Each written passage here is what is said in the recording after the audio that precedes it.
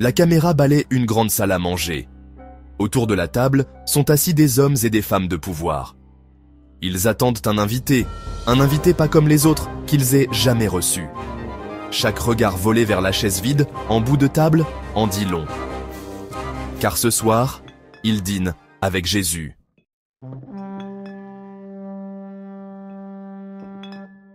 Jésus, la figure de la paix et de l'humilité, partageant le pain avec ceux qui trafiquent d'influence et de contrôle, les murmures de son arrivée imminente circulaient depuis des jours. Cet homme, qui prêchait l'amour et le pardon, pouvait-il vraiment honorer leur table de sa présence ? Leur malaise est presque palpable.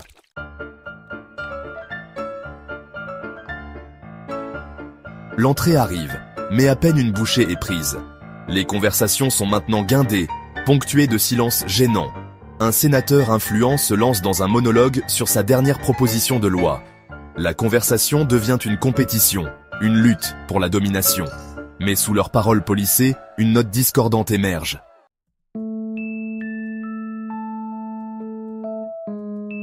Pendant tout ce temps, Jésus reste silencieux. Son silence n'est pas passif, c'est une force active. Il observe les subtils changements de langage corporel. Son silence est un miroir, reflétant leur propre vacuité. Il n'a pas besoin de parler.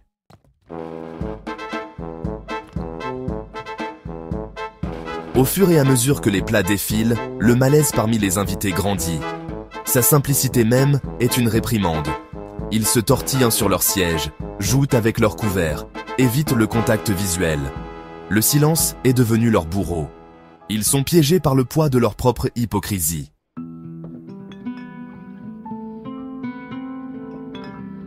Un silence s'abat sur la salle alors que les serveurs débarrassent les restes du plat principal. Jésus tend la main et prend un panier de pain. Il rompt le pain lentement, méthodiquement. Il croise chaque regard avec une expression de compassion tranquille. Il voit leur faim de quelque chose de bien plus essentiel. « Prenez, mangez, dit Jésus, d'une voix douce mais résonnante. Ceci est mon corps, livré pour vous. » Les politiciens hésitent, déconcertés par ce simple acte de partage. Le royaume de Dieu n'est pas une question de pouvoir et de domination, mais de service et d'amour. Les paroles de Jésus parlent d'un autre type de pouvoir.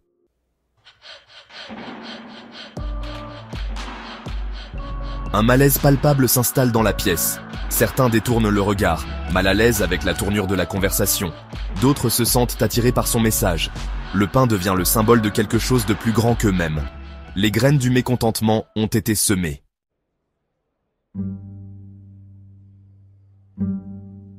Un lourd silence est tombé sur la salle. La déclaration de Jésus planait dans l'air, en contraste frappant avec leurs manœuvres politiques. Ils étaient devenus, en attendant des déclarations sur la politique. Au lieu de cela, ils ont reçu une parabole sur le service. Leur silence en disait long.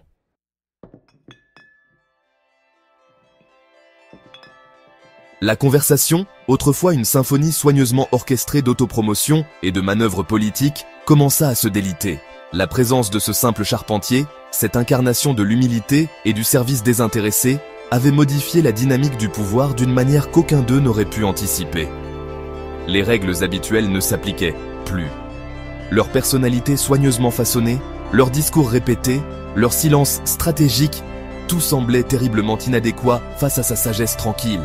Les fondements mêmes de leur monde, un monde construit sur des hiérarchies de pouvoir et d'influence, étaient remis en question. Comment pouvons-nous, nous qui avons consacré notre vie au service public, concilier nos ambitions avec cet appel à l'humilité ? Demanda un gouverneur pensif, la voix teintée d'une sincère curiosité. Comment équilibrer la quête du pouvoir avec la responsabilité de servir le bien commun ? Sa question resta suspendue dans l'air, un pont entre deux mondes apparemment irréconciliables. Le monde de la politique, avec sa poursuite incessante du pouvoir et de l'influence, et le monde décrit par Jésus. Un monde où le vrai leadership se trouvait dans le service, dans la compassion, dans l'acte radical de faire passer les autres avant soi-même. C'était une question qui résonnait profondément chez beaucoup de personnes attablées. Ils avaient goûté à l'élixir enivrant du pouvoir, ressenti le frisson de la victoire, la satisfaction de plier le monde à leur volonté. Mais ils avaient également été témoins des effets corrosifs d'une ambition démesurée, du tribut qu'elle prélevait sur leurs âmes, leurs relations, leur capacité à se connecter avec les personnes même qu'ils s'étaient engagés à servir. Les paroles de Jésus, comme une graine plantée en terre fertile, avaient en pris racine, et ce qui était autrefois impensable commençait à paraître non seulement possible, mais nécessaire.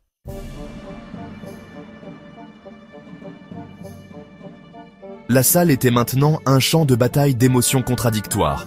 Le scepticisme luttait contre la curiosité, le cynisme contre une lueur d'espoir. Les politiciens, si habitués à naviguer dans les complexités du paysage politique, se sont retrouvés aux prises avec un autre type de défi. Une crise de foi. Pas nécessairement une crise de foi religieuse, bien que cela puisse être vrai pour certains, mais une crise de foi dans les systèmes qu'ils avaient consacré leur vie à défendre, dans les récits mêmes qui avaient façonné leur vision du monde. La conversation fluctuait, ponctuée de moments de silence tendu et d'éclats de débats passionnés. Certains s'accrochaient au familier, au langage du pouvoir et du contrôle, leur voix s'élevant pour défendre le statu quo. D'autres, cependant, se sont retrouvés attirés par l'autorité tranquille des paroles de Jésus, par la notion radicale que le vrai pouvoir ne résidait pas dans la domination, mais dans le service, non pas dans l'exercice de l'autorité sur les autres, mais dans leur autonomisation pour atteindre leur plein potentiel. Le dîner, conçu comme un rassemblement stratégique de personnalités influentes, s'était transformé en quelque chose de bien plus profond, un creuset dans lequel des croyances de longue date étaient mises à l'épreuve, où les hypothèses confortables de toute une vie étaient remises en question. Le calcul politique, la pondération minutieuse des coûts et des avantages, les manœuvres stratégiques qui étaient devenues une seconde nature pour ces maîtres du jeu, semblaient terriblement inadéquates face à la conviction spirituelle qui émanait de l'homme assis en bout de table. La question n'était plus de savoir s'ils pouvaient concilier leurs ambitions avec cette nouvelle façon d'être, mais s'ils osaient essayer.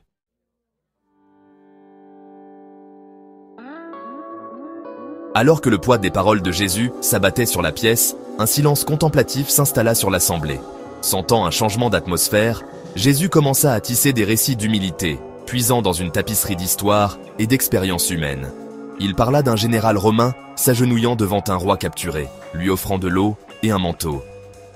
La vraie force, expliqua Jésus, ne réside pas dans l'exercice de la puissance, mais dans la conquête de son propre ego. Il raconta l'histoire d'un humble empereur chinois déguisé en roturier, cherchant à comprendre son peuple. Les dirigeants les plus efficaces, songea Jésus, dirigent de l'arrière, permettant aux autres de réaliser leur plein potentiel. Ces paroles résonnaient d'une puissance tranquille, contrastant avec la rhétorique pompeuse habituelle. Il parla de présidents et de premiers ministres mettant de côté leurs ambitions personnelles pour le bien commun. Chaque histoire érodait les murs de cynisme et d'auto-importance. Ils étaient venus chercher un avantage politique, mais ont trouvé un pouvoir basé sur l'humilité et la compassion.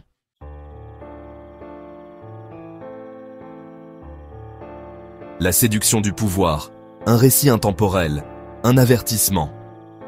Mais Jésus, toujours l'observateur avisé de la condition humaine, reconnaissait l'attrait séduisant du pouvoir, l'attrait enivrant de l'ambition. Il savait que le chemin vers un véritable leadership était souvent semé d'embûches, de murmures séduisants, promettant des raccourcis vers la grandeur, des murmures qui pouvaient égarer même les plus bien intentionnés. « Méfiez-vous », avertit-il d'un ton urgent, « de la séduction du pouvoir. C'est un poison subtil qui érode lentement l'empathie, le lien avec les personnes mêmes que l'on cherche à servir. » Il raconta des histoires alarmantes de dirigeants aveuglés par leur propre importance, de chefs qui avaient succombé aux tentations de la cupidité et de la corruption. Leurs héritages à jamais ternis par leur quête du pouvoir à tout prix. Il parla des dangers de s'entourer de sycophantes, de devenir sourd aux voix dissidentes, de perdre de vue le bien commun dans la poursuite sans fin du profit personnel. Ces paroles ont touché une corde sensible, résonnant avec une familiarité inconfortable. Tous avaient été témoins directs des effets corrosifs d'une ambition démesurée, du tribut qu'elle prélevait sur les individus, les relations et des sociétés entières. Ils avaient en vue des collègues succomber aux tentations du pouvoir, leur idéalisme lentement remplacé par le cynisme, leur compassion érodée par la poursuite incessante de l'avantage politique. Les paroles de Jésus ont servi de rappel brutal que le chemin vers un véritable leadership n'était pas pour les âmes sensibles. Il exigeait une vigilance constante, une volonté de confronter ses propres démons, de résister aux murmures séduisants qui promettaient le pouvoir sans responsabilité, le succès sans sacrifice.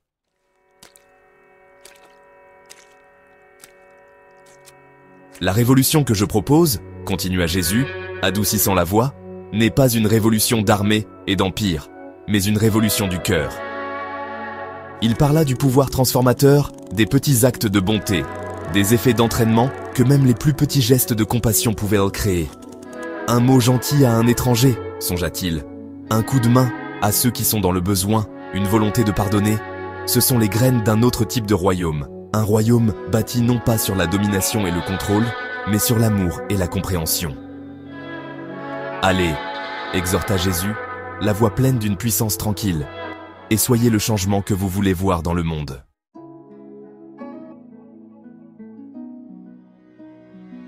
Le dîner s'est conclu non pas par la frénésie habituelle de poignées de main et de promesses murmurées pour de futures manœuvres politiques, mais par un silence persistant. C'était un silence plein de promesses, lourd du poids des vérités non dites et des germes de transformation. Alors que les invités se levèrent de leur siège, leurs visages, autrefois marqués par la fatigue d'innombrables batailles politiques et négociations stratégiques, semblaient subtilement changer. Les rides d'inquiétude s'étaient adoucies, remplacées par une lueur de quelque chose qui ressemblait à de l'espoir, une lueur de reconnaissance dans leurs yeux. Le pain, rompu et partagé, était devenu plus qu'un simple repas. Il était devenu une communion, un rappel tangible de leur humanité partagée, un symbole de l'interconnexion qu'ils avaient aussi souvent négligée dans leur quête de pouvoir et d'influence. Ils étaient revenus chercher des faveurs, un avantage dans le jeu sans fin des échecs politiques, mais ils avaient reçu quelque chose de bien plus profond, un aperçu d'une autre façon d'être, une définition différente du pouvoir, une vision différente du monde. Jésus, sa mission accomplie, ne s'est pas attardé. Il a fait un simple signe d'adieu, un regard d'encouragement tranquille dans les yeux, puis il est parti. Alors que le dernier invité partait, le silence est resté, une présence palpable dans la pièce opulente. Un contraste frappant avec la cacophonie habituelle d'auto-importance qui résonnait entre ces murs. C'était un silence qui parlait de possibilités, de choix à faire, d'un avenir encore à écrire. La graine avait été plantée, le défi lancé. Maintenant, il appartenait à chaque individu de décider s'il allait nourrir cette graine, lui permettre de prendre racine et de croître, ou s'il allait retourner au confort familier du monde qu'il connaissait. Un monde où le pouvoir était un jeu à somme nulle, et la compassion un signe de faiblesse.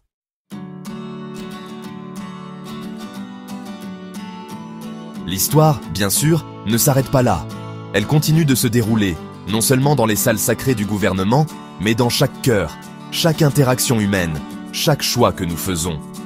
L'invitation lancée par Jésus ce soir-là ne se limitait pas aux personnes présentes à cette table. C'est une invitation qui nous est lancée à chacun de nous, chaque jour. Nous sommes tous invités à choisir un chemin différent, à embrasser une définition différente du pouvoir, à construire un autre type de monde.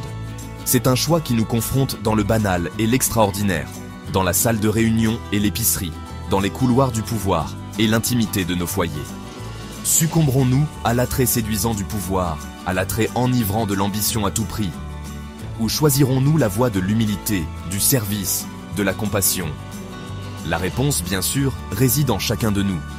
C'est un choix qui exige du courage, une volonté de remettre en question le statu quo, de nager à contre-courant de l'intérêt personnel qui menace si souvent de nous emporter. Mais c'est un choix qui offre la possibilité d'un véritable accomplissement, d'un héritage durable, de construire un monde où le pouvoir n'est pas un outil d'oppression, mais une force pour le bien. Un monde où l'amour et la compassion, et non la cupidité et l'ambition, guident chacun de nos pas. Le choix nous appartient. Que choisirons-nous ?